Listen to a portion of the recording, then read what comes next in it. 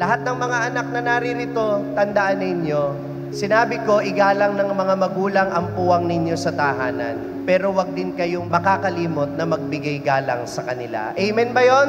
Ang sabi ng Panginoon, hayaan yung lumapit sa akin ng mga bata. Gusto ng Panginoon maging malapit kayo sa puso niya. At kapag malapit kayo sa puso ng Diyos, dapat sumusunod kayo sa Diyos. What is the fourth commandment of God?